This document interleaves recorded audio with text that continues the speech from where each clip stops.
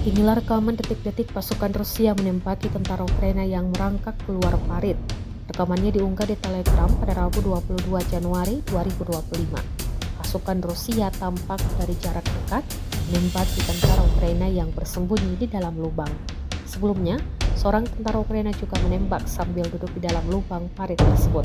Tak lama setelahnya, tentara Ukraina kemudian merangkak keluar dari lubang dan mendadak ditembaki pasukan Rusia hingga akibatnya ia tewas di tempat.